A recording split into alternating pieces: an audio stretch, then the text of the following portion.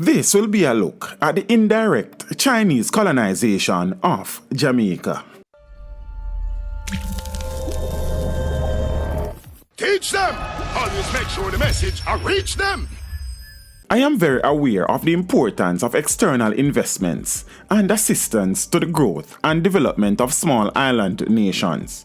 But the growing influence of China on, in, and over Jamaica continues to be a popular topic in discussions across all socio-economic backdrops. And based on China's foreign policy in the past, many are worried that Jamaica might be selling her soul to the devil, so to speak. Jamaica's open arms to Chinese investment in recent years has led many to contemplate if there will be any possible adverse effects on the country socially, economically, or even worse, politically. We can look at what is happening in other parts of the world as it relates to China. Other countries are faltering on loans, and China has taken land and seaports as payment. A classic case was in Sri Lanka, when China took control of a Sri Lankan seaport and 15,000 acres of nearby land, included in a 99-year lease, after the Sri Lankan government defaulted on a Chinese bank loan. Just cast your mind to the revelations that the Jamaican government and China Harbour Engineering Company CHEC negotiated a deal that saw the Chinese receiving 1,200 acres of prime waterfront real estate somewhere in St. Anne as payment for highway construction. This was done to offset a US $439 million debt. Beijing is currently financing and has financed several road rehabilitation projects in Jamaica's capital, including projects at 3 Miles, Consent Spring Road, Agley Park Road, and the Mandela Highway. The total cost of these projects is estimated to be roughly $88 billion. Additionally, the Jamaican government signed a loan agreement with Chinese Export and Import Bank in February of 2017 for $384 million to renovate 110 kilometers or 68 miles of the South Coast Highway, which runs from Harborview in Kingston to Port Antonio in Portland. Aside from road rehabilitation projects, China has invested heavily in Jamaica under the One Belt, One Road initiative. This program was first announced by Beijing in 2013 and seeks to build Chinese-centered land and maritime trading networks by financing infrastructure projects throughout Europe, Asia, Africa, and most recently the Caribbean and Latin America.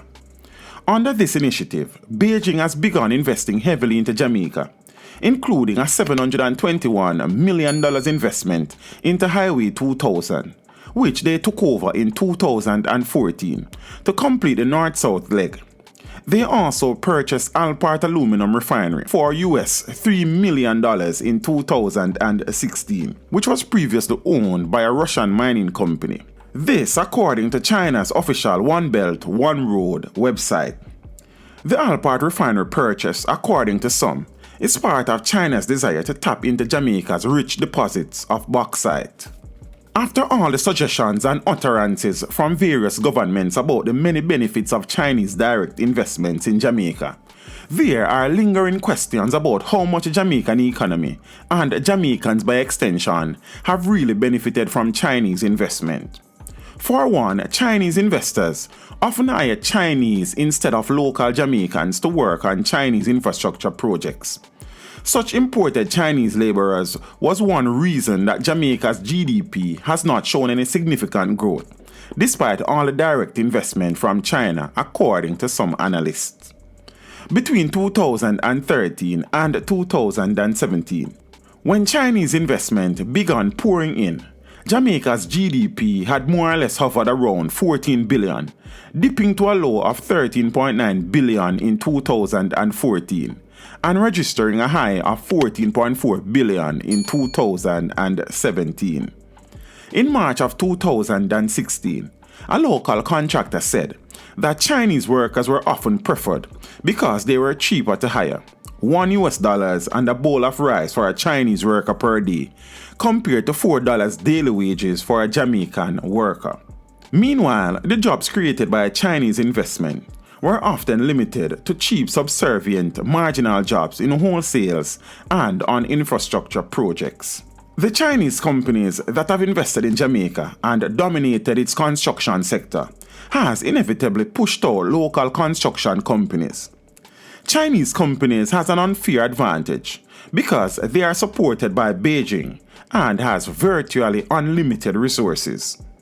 The questions many are asking is how much money Jamaica really owe China. Are there similar deals like the famous land deal? What are the true intentions of the Chinese? And above all, are ordinary Jamaicans really benefiting from these much publicized Chinese investments? Is it all rosy as it appears on the surface, or is there more sinister plots being formulated? Time will tell, or is it both?